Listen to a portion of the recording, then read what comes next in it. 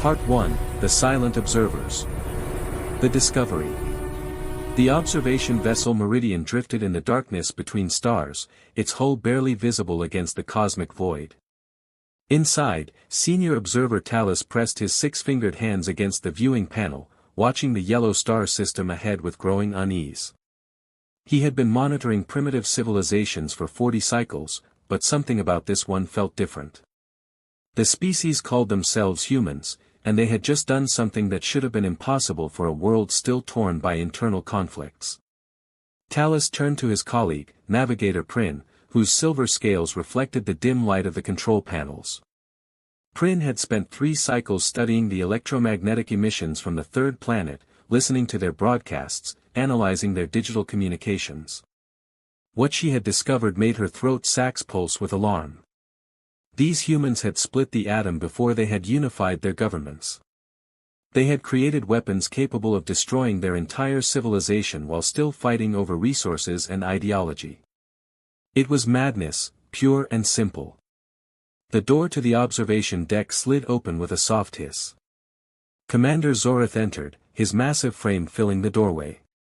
His species, the KRYLL, were known throughout the Galactic Assembly as the finest warriors in known space.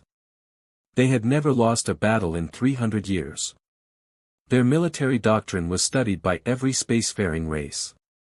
Yet as Zorith looked at the tactical displays showing human military capabilities, something flickered in his 3 eyes that might have been respect or perhaps concern. Prin activated the holographic display, and images filled the space between them. They watched as human vessels launched from the blue planet, propelled by controlled explosions of refined hydrocarbons. The ships were crude, inefficient, and dangerous. 3 out of every 10 launches ended in catastrophic failure, yet the humans simply built more. They did not mourn their losses for long. They analyzed, adapted, and tried again. This persistence was unusual among species the Assembly had encountered. Talus brought up historical records from the human planet. The images that appeared made even Zorith step back. Vast cities reduced to rubble by weapons the humans called conventional. Millions dying in trenches filled with poison gas. Entire populations starving as armies burned food supplies. Ships sinking in frozen oceans. Soldiers charging into artillery fire with nothing but determination and desperation. The scale of death was incomprehensible, yet within decades of each conflict, the humans rebuilt and grew stronger. Commander Zorith studied a particular image showing a human city after what they called a nuclear attack. 2 of these weapons had been used in their second global war, killing hundreds of thousands instantly. The commander expected to see a civilization broken by such horror. Instead, the records showed the humans had not only survived but had prospered. The attacking nation and the attacked nation had become allies within a generation. This psychological resilience was beyond anything in Zorith's military experience. Navigator Prin pulled up economic data from the past century of human development. Their population had exploded from 2 billion to 8 billion in less than 1 human lifetime. They had industrialized their entire planet, covering it with cities, roads, and power networks. They consumed resources at a rate that would exhaust most worlds in centuries, yet they showed no signs of slowing. Their ambition seemed limitless, their appetite for growth insatiable. The observation team spent hours reviewing the data, searching for weaknesses, looking for the inevitable collapse that should come to any species so violent and unstable. They found none. Instead, they discovered that human conflicts, brutal as they were, served a purpose. Each war advanced their technology. Each crisis forced innovation. Their competitions drove them forward in ways that peaceful species could never match. While the KRYLL had perfected the same weapons for centuries, humans invented new ones every decade. Talus accessed the humans' digital networks, careful not to leave traces of the intrusion. What he found there disturbed him more than the weapons. The humans documented everything. They recorded their wars in excruciating detail. They wrote stories about their conflicts, some glorifying them, others condemning them, but all preserving the memory. They taught their children about past horrors to prevent future ones, yet they continued fighting. It was as if they could not help themselves. The cultural files revealed something else that made Talus's skin change color with confusion. The humans created art about death. They wrote songs about loss. They painted images of destruction that they called beautiful. They seemed to find meaning in suffering, purpose in struggle. Other species tried to eliminate pain from existence. Humans seemed to embrace it as part of their identity. This psychological profile was completely outside the Assembly's experience. Commander Zorith accessed the military records with particular interest. He studied human tactics, noting how they adapted to each enemy, each environment, each challenge. They fought in frozen wastelands and burning deserts. They battled in deep oceans and high mountains. They developed different weapons for different situations, showing a flexibility that rigid military doctrines could not match. More troubling was their willingness to sacrifice. Human soldiers died in numbers that would cause any KRYLL commander to retreat, yet human forces kept advancing. Prin discovered something in the human communications that made her scales darken with worry. The humans had detected the meridian. Their radio telescopes had picked up the ship's passive emissions 3 cycles ago. They knew they were being watched, yet they had not panicked. Instead, their governments had quietly increased military spending. They had accelerated their space programs. They had begun developing weapons specifically designed for use beyond their atmosphere. The humans were preparing for contact, and they were preparing for war. The observation team gathered around the central display as Talus brought up the latest intelligence. A human vessel had just completed its first faster-than-light jump. It had traveled barely a light-year before returning, but the implications were staggering. The humans had achieved interstellar capability while still divided into nearly 200 separate nations. They had mastered physics that should require a unified world government and centuries of peaceful development. They had done it in decades, driven by competition and fear. Zorith zoomed in on the human vessel. It was military in design, heavily armored, bristling with weapons.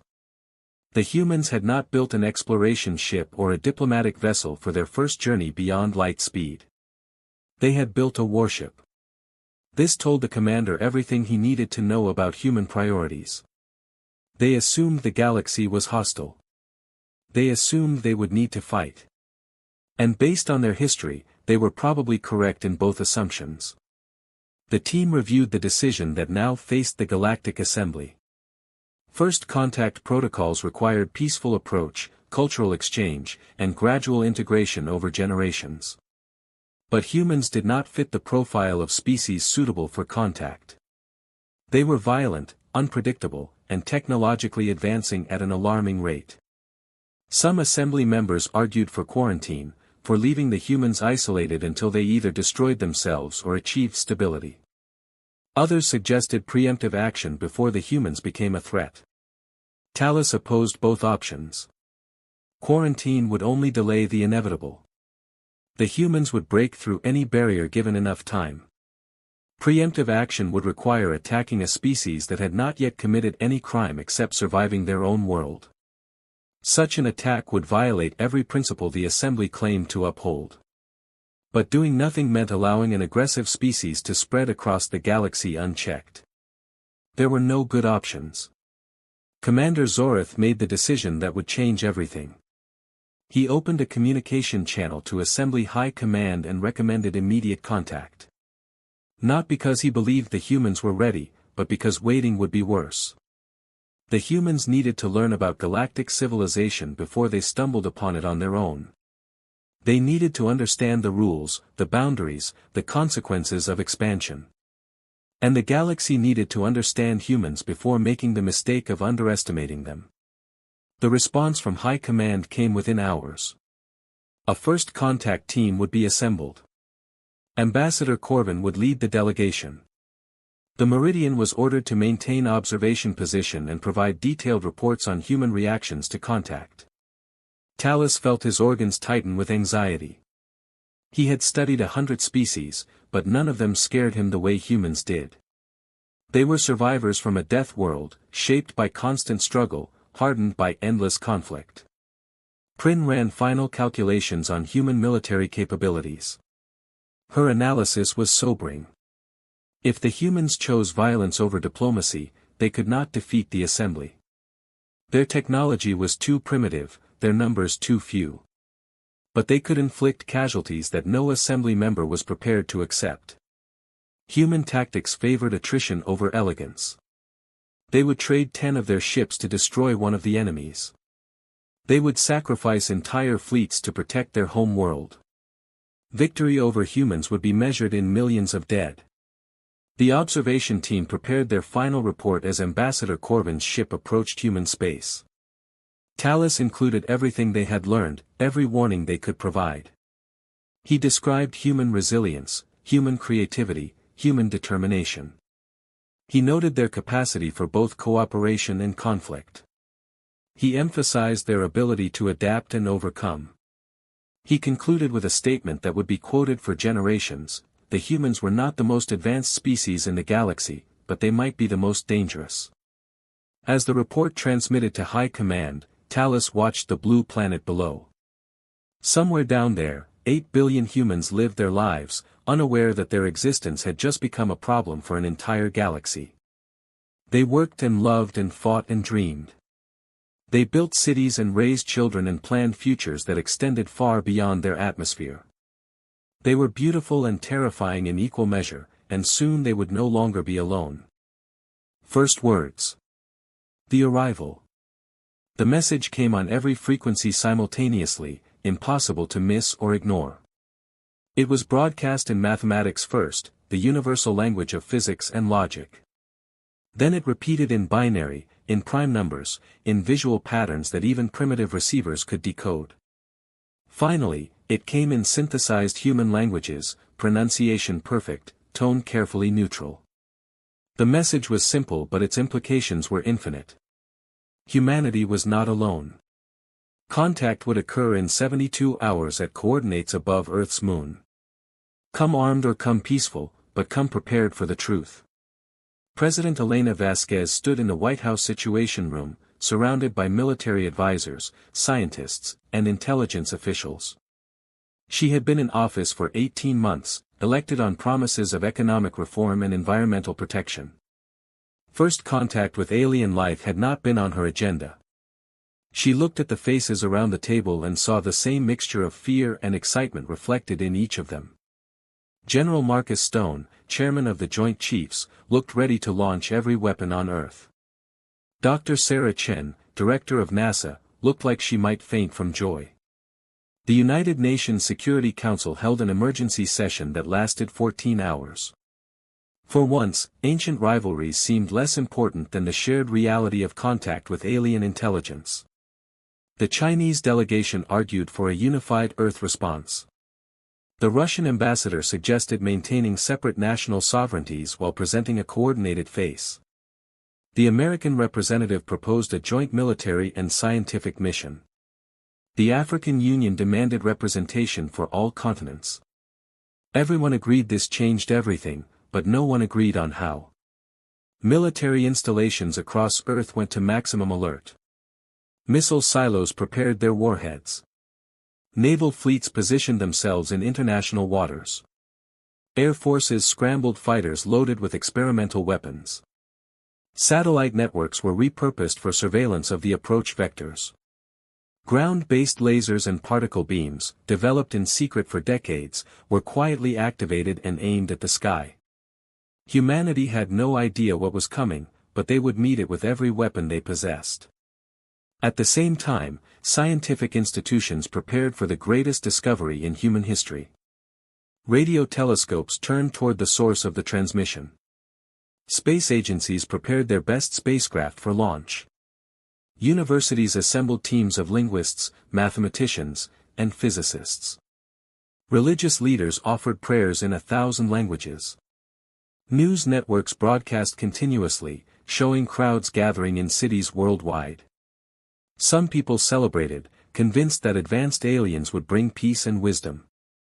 Others rioted, certain that invasion was imminent. Dr. Chen led the team preparing Earth's delegation.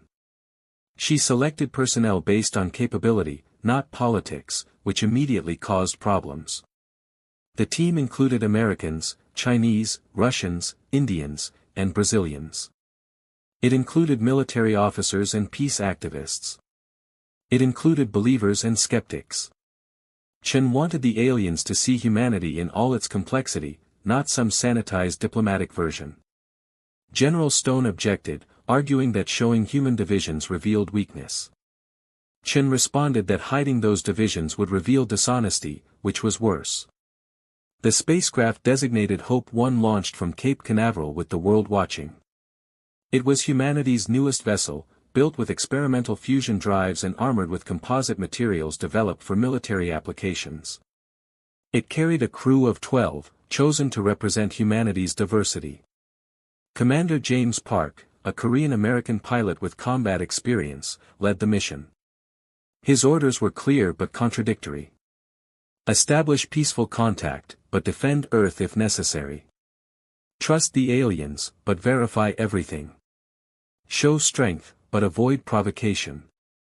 As Hope 1 accelerated toward the designated coordinates, Commander Park reviewed everything humanity knew about the message source. The signal originated from a vessel holding position beyond the moon, using propulsion technology that produced no visible exhaust. The ship's energy signature was stable and powerful, suggesting control of forces humanity had only theorized about. Most troubling, the vessel had appeared without warning. It had either traveled faster than light or had been watching Earth for some time. Neither possibility was comforting. The alien vessel appeared on Hope 1's sensors 6 hours before the scheduled meeting. It was larger than any ship humanity had built, perhaps 3 times the size of an aircraft carrier, but its shape was strange. Organic curves replaced hard angles. The hull seemed to shift colors, adapting to background radiation. No obvious weapons were visible, but Park knew that meant nothing. Any technology advanced enough for faster-than-light travel could destroy Earth's defenses with ease. The question was whether they would choose to do so. Communication began when Hope 1 was still 10,000 kilometers from the alien vessel. A voice spoke in perfect English, then Chinese, then Arabic, cycling through languages without pause. The voice expressed greeting, curiosity, and something that might have been caution. It introduced the speaker as Ambassador Corvin of the Galactic Assembly, representative of 4,000 civilized worlds. The humans were invited to dock and discuss humanity's entry into galactic civilization. The invitation was polite, but Park heard the implied threat beneath the courtesy. Commander Park responded carefully, aware that every word would be analyzed by both aliens and humans. He acknowledged the greeting and accepted the invitation while making humanity's position clear. Earth was not seeking admission to any organization. Humans were exploring their rights as a spacefaring species. They came in peace but were prepared to defend themselves. The human race had survived ice ages, plagues, and world wars. They would not be intimidated by superior technology or greater numbers. The docking procedure was tense. Hope 1's crew maintained combat readiness even as they followed the alien vessel's guidance. The airlock sealed with a hiss that sounded unnaturally loud in the silence. Park and his team checked their sidearms one final time, aware the weapons would be useless against advanced aliens but unwilling to meet the unknown completely defenseless. The hatch opened, revealing a corridor that curved in ways human architecture did not, lit by light sources that cast no shadows. Ambassador Corvin waited in a chamber that seemed designed to put visitors at ease. The temperature was comfortable, the air breathable, the gravity standard. Corvin himself was humanoid enough to be non-threatening but alien enough to be unmistakable. His skin had a faint blue tint, his eyes were too large and too dark, and his hands had 6 fingers. He stood nearly 7 feet tall but moved with grace that suggested fragility. Behind him stood Commander Zorath, unmistakably military in bearing, and Navigator Prin, whose silver scales caught light like liquid metal. The first words of first contact were disappointingly mundane. Corvin asked if the humans were comfortable. Park assured him they were. Corvin offered refreshments.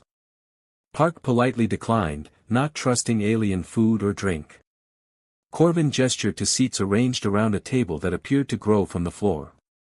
Both groups sat carefully, maintaining distance, watching each other with the wariness of predators uncertain of dominance. The galaxy's most advanced civilization had just met a species that split atoms before achieving peace. Corvin began with what he clearly thought was good news. The Galactic Assembly welcomed humanity into the community of thinking beings.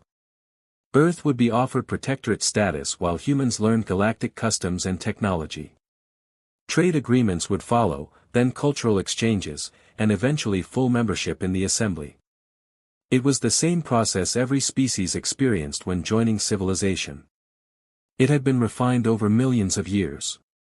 It was designed to help primitive species transition to the galactic stage without trauma or conflict. Commander Park listened to the entire presentation before responding. When he spoke, his words were measured but firm. Humanity appreciated the Assembly's interest, but Earth was not seeking protection. Humans had protected themselves for 200,000 years and would continue doing so. Trade agreements would be negotiated between equals, not granted as gifts. Cultural exchanges would occur when both sides were ready, not on a predetermined schedule. And membership in any organization would be decided by humanity as a whole, not accepted by any single delegation. The chamber fell silent. Corvin's expression was unreadable, but Prin's scales shifted through colors that might have indicated surprise or alarm. Zoreth leaned forward slightly, his warrior instincts recognizing a challenge being issued. Park maintained eye contact with Corvin, aware that this moment would define humanity's relationship with galactic civilization. Show weakness now and Earth would become a protectorate forever. Show strength and they might earn respect as equals. Corvin recovered his composure and attempted a different approach. He explained that protectorate status was not an insult but a necessity. The galaxy was dangerous. There were aggressive species, natural hazards, and economic forces that could destroy unprepared civilizations. The Assembly protected younger races from these threats until they were ready to survive independently. Earth's technology was impressive for a species so young, but it was still centuries behind galactic standards. Without protection, humanity would be vulnerable to exploitation or worse. Park acknowledged the logic of Corvin's argument before systematically dismantling it. Humans understood danger. Earth itself was proof of that. Humanity had evolved on a world that tried to kill them every day through weather, predators, disease, and disaster. They had survived by becoming smarter, faster, and more adaptable than anything their planet could produce. They had taken a world designed for death and turned it into a garden for 8 billion people. If the galaxy was dangerous, humanity would survive it the same way they survived everything else. Dr. Chen added scientific context to Park's political message. She explained human technological development, emphasizing that humanity had achieved spaceflight without outside help or guidance. Their progress had been paid for in failures, disasters, and lives lost. But each failure taught lessons, each disaster revealed weaknesses, and each death motivated the survivors to improve. Human innovation was driven by necessity and competition. Given galactic technology without understanding the principles behind it would weaken humanity, not strengthen it. The discussion continued for hours, both sides probing each other's positions, searching for common ground. Corvin described galactic civilization, painting a picture of peaceful cooperation spanning thousands of worlds.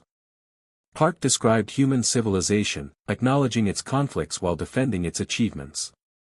Zoreth asked detailed questions about human military capabilities, which Park answered honestly to a point. Prin wanted to know about human culture, which Chen explained while being careful not to romanticize or apologize for human nature. A crucial moment came when Corvin asked about Earth's divisions. He had observed that humanity remained separated into competing nations despite achieving spaceflight. This pattern was unusual and concerning. Most species unified before leaving their home worlds. The Assembly worried that human factionalism could spread to other species, destabilizing regions that had known peace for millennia.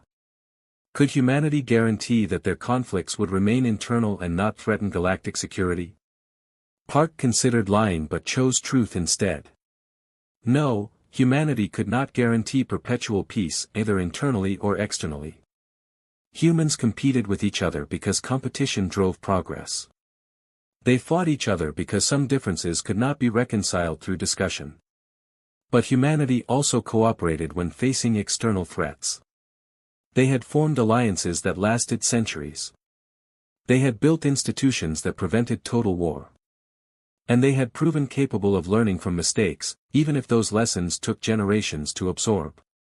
The answer clearly troubled the alien delegation. Zorath asked the question all of them were thinking. How could the Assembly trust a species that admitted to being unable to control its own violent nature? What prevented humans from bringing war to peaceful civilizations? Why should the galaxy accept the risk of humanity when quarantine would be safer for everyone involved? It was a fair question, and Park had no easy answer.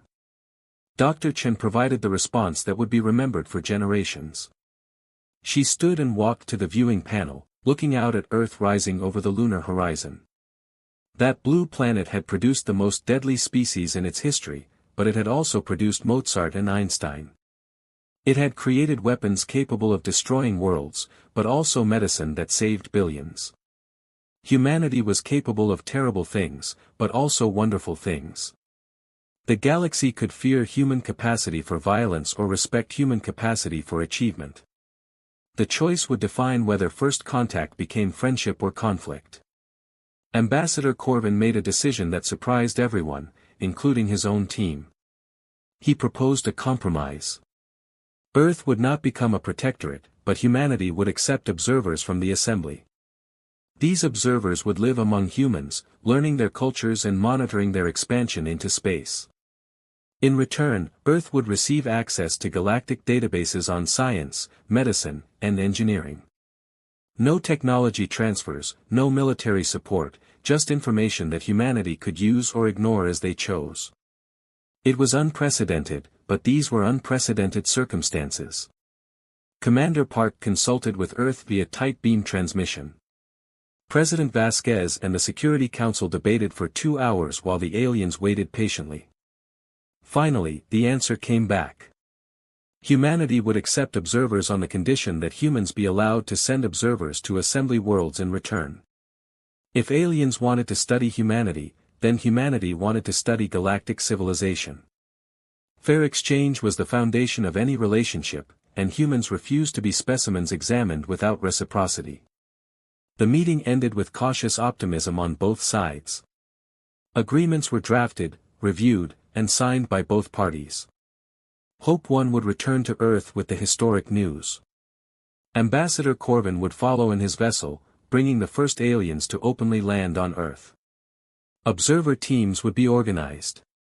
Communication networks would be established. Humanity's isolation was ending, not with conquest or salvation, but with negotiation and mutual uncertainty. Neither side knew what would happen next, but both were committed to finding out. As Hope 1 prepared to depart, Zorath approached Commander Park privately. The KRYLL warrior had one final question. Humans had survived their death world through violence and determination. They had achieved spaceflight while still divided and fighting. They had met galactic civilization with confidence instead of fear.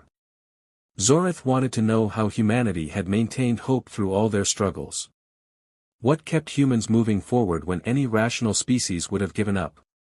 Park smiled for the first time since boarding the alien vessel. He told Zorath about human history, about the countless times civilization had collapsed and rebuilt. He described the wars that almost destroyed everything and the peace that followed. He explained that humans kept moving forward because stopping meant dying, and humans were very bad at accepting death.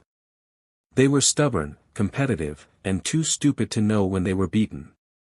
It was humanity's greatest weakness and greatest strength, and it would determine whether first contact became humanity's triumph or tragedy.